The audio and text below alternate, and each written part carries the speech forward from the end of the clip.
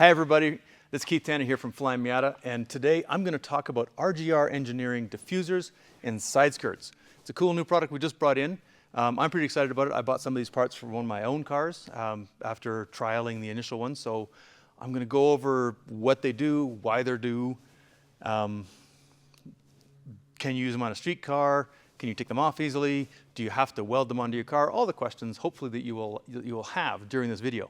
And if you do like this kind of content, we do put out videos at least once a week covering all sorts of topics, all related to Miatas. If you do like it, please make sure to subscribe to our channels, make sure to like our videos. All of that helps us out and it helps us make more videos for you. So, RGR Engineering Sideskirts and Diffuser. Now I'm going to get a little bit into Aero here. I've rattled on about Aero in the past quite a bit. But the entire purpose, the entire goal of this whole thing is basically relative pressures. We're trying to get low pressure under the car so that we can basically attach it to the ground. Having low pressure under the car and high pressure on top of the car will effectively drive your car into the ground, increasing downforce, increasing grip, which is awesome for performance. Now, you don't need a lot of pressure differential because the bottom of the car is very large. You don't need a lot of pressure differential to make a difference, but it's hard to keep because there's a lot of junk down there. Air keeps slipping in from the sides. When it comes out the back, it's all chaotic and messy. So that's what the parts we're looking at today are supposed to address. So Travis, let's go for a little walk around the car here. This is Roller Girl, one of our development cars. As you can imagine, she's running Fox suspension, I think, right now. The nature of our development cars, they change all the time. Those are our FM Kojeki wheels. That's a 15 by 8, looks like, with a 225 on it, I think. Might be a 15 by 9 with a 245. I've kind of lost track on what's on these things day to day. Yeah, I'm going to say 8 with the 225. It has the RGR splitter on the front. We've talked about that in the past, so we're not going to go into the splitter today. But we have talked about this splitter. We do have these in stock right now. A really well-designed splitter, very adjustable, can fit a number of different noses on the car. So this is a really nice piece from RGR. But today we're also going to talk about the side skirts, which is this part along here, including these little fences at the front and the spats at the back, and the diffuser at the back of the car. So to talk about the general theory of what's going on here, the splitter is preventing air from getting underneath the nose of the car effectively. The less air we have going underneath there, the lower the pressure underneath, fantastic, that's all good.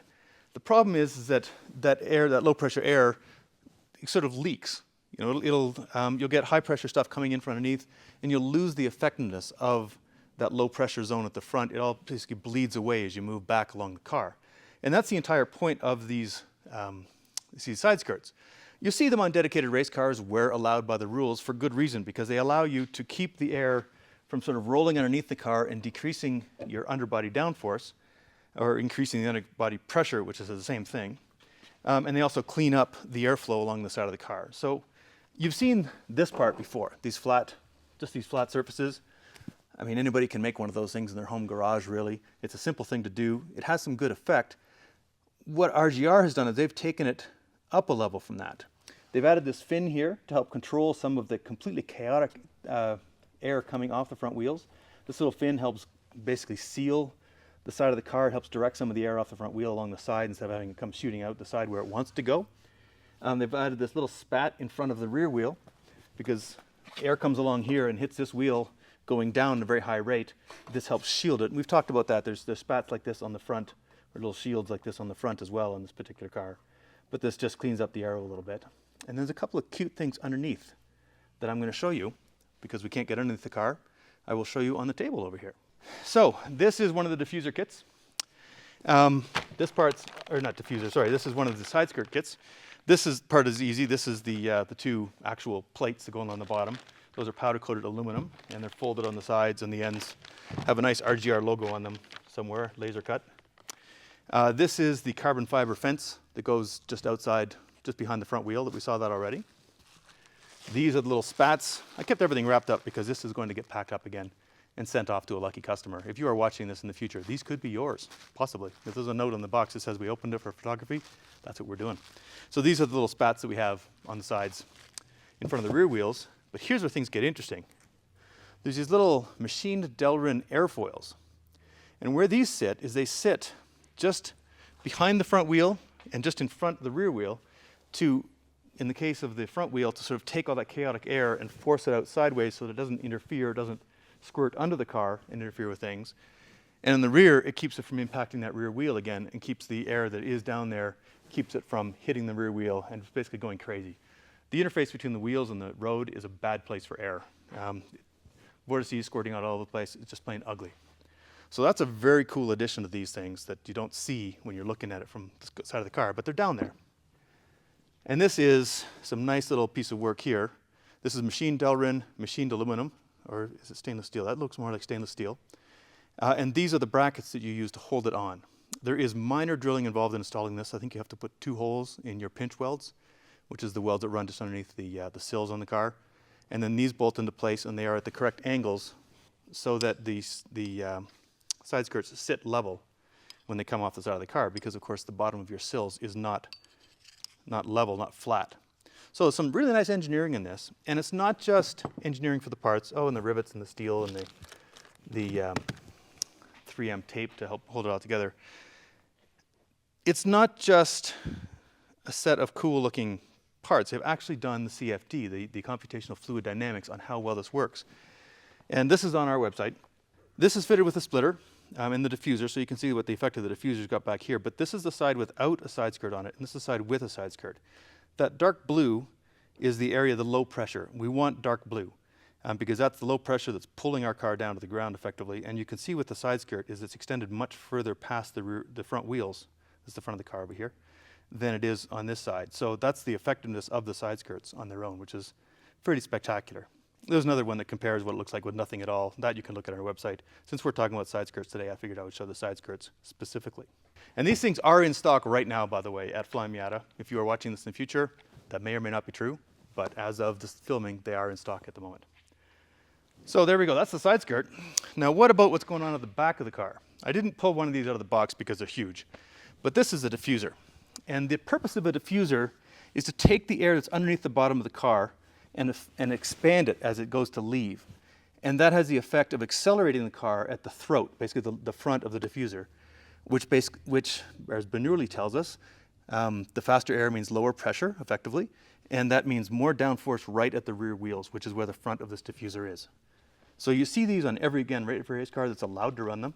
They're a very effective tool for making the whole underbody work better, and especially right at the rear wheels, which is very, very useful to you. They also work in concert with the rear wing.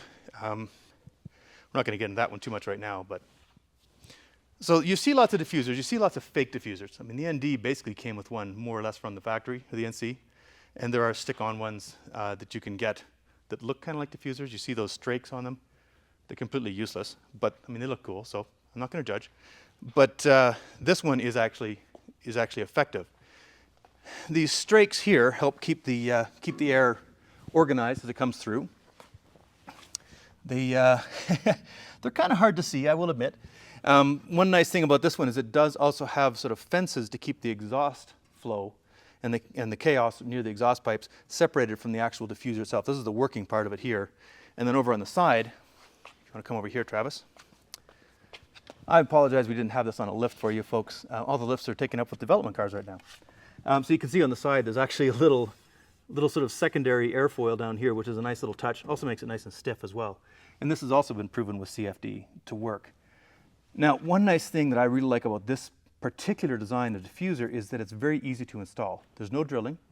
It mounts using, there's a bracket that bolts onto the back of the car underneath the bumper mounts, basically, and on the rear subframe brace points at the back. And the nice thing about that is once you've got the bracket in place, I think there's 7 bolts and you can pull this thing off. Because I will admit that there is one downside to day-to-day driving with this thing, and that is it hangs out the back of the car a fair bit here. Your departure angle for the off-roaders is a little affected by this. You could drag that coming down a steep driveway. So if you have a dual-purpose street track car, then you could easily just undo the 7 bolts, drop that thing off for day-to-day driving, and then put it back on again when you're going to the track. That being said, we have had this thing in and out of our trailer. We've taken it to the gap, and we've not had any problems with actually scraping the diffuser on this car. But it is an option for you there if you want. Can you still, that's a good question. The question is, can you still access the pinch welds to jack the car up when the side skirts are installed? The answer is yes. There's the pinch weld right there. Yeah, you can. I would recommend using something like our jack adapters that we sell, which looks like a little hockey puck about that big with a slot in it, because there is that airfoil that I was talking about earlier is right here. And so you use the jack adapter, you can jack in different places. It'll also give you a little bit of vertical separation on that. But yes, you can still access the pinch welds all along here, so they can be used for jacking. And of course, you know, the subframe, I always like using the subframe to jack up too, or the frame rails, whatever. There you go. This is the Flyin Miata jack adapter. This is our shop one, so it's a little beat up. But this basically slots onto the sills and gives you a little bit of separation.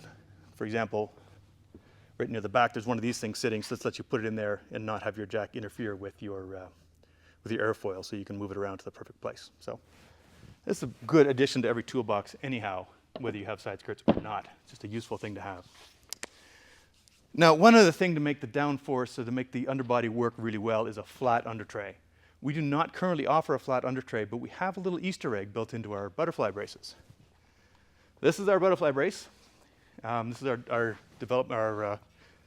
demo one that we just keep in our showroom, but it has mounting points built into it.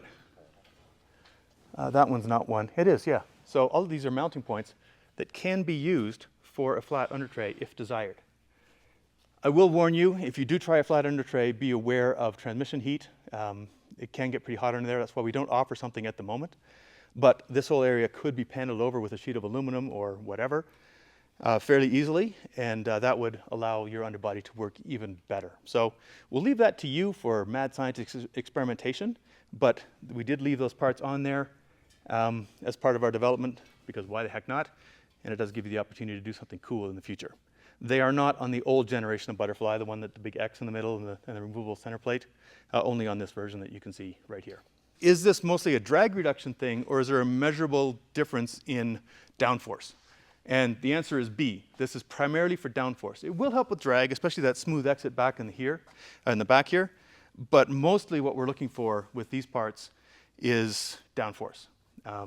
So it's a little bit of both. Making the underbody work better works well for efficiency, works well for improving downforce. The main goal of this is, of course, going to be downforce.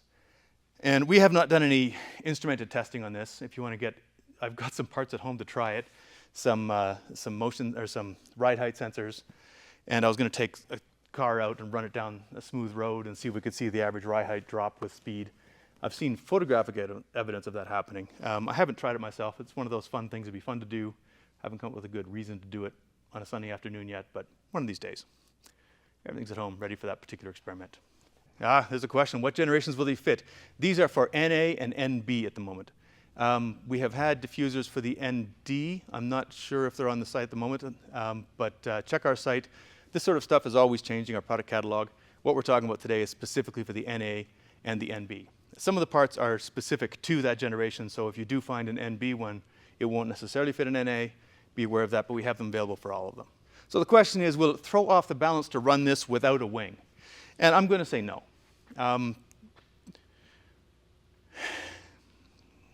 nice thing about the diffuser is the diffuser works in a very high percentage on the rear wheels. Most of its effect is on the rear. It does have an effect through the entire car, but the majority of it is on the rear wheel. So there's your balance from the splitter on the front end.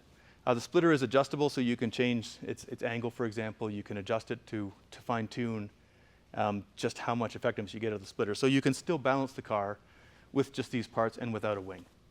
Balancing aero is always an interesting thing to do. You want to try to balance the front and rear pressures effectively to about the same as your front to rear weight distribution, which on a Miata means pretty darn close to equal front and rear, unless you're looking for some different behaviors. I personally like to set it up so that it understeers a little bit more from the aero, so a little bit more aero on the rear than the front of the car. And that way it's more lively in the slow corners when it's all mechanical grip and I can rotate it easily, and then in the fast corners where I need a little bit of reassurance that my car is going to stay where I put it, I like having a little more grip in the rear, a little more biased, towards understeer or away from oversteer. So you can play with that. It's one of the fun things about aero. You can mess around with that a little bit.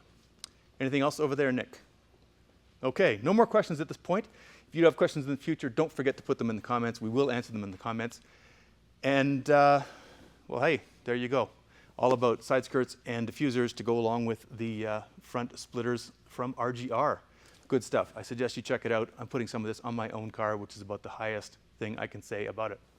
So if you do have any more questions about these parts, I would recommend you have a look at our website. You can see there's a good description on there. There's the CFD. You can see them all, the effects they all have. There's some good pictures that show the effects of the diffuser as well as the side skirts on there. We have instructions so you can get an idea of what it takes to install, and it'll also tell you if we have stock. So the one advantage we have is when we have them in stock, we are shipping them from the States. They will get to you quickly and easily. There's no long wait. There's no international hassles to deal with. So we stock these here in our warehouse to help make sure you get them easily and quickly. And of course, we'll help you out with any questions you might have about them before or after or during your purchase and installation. So until next time, my name is Keith Tanner from Flyin Miata. Thanks for your attention. We'll see you again soon.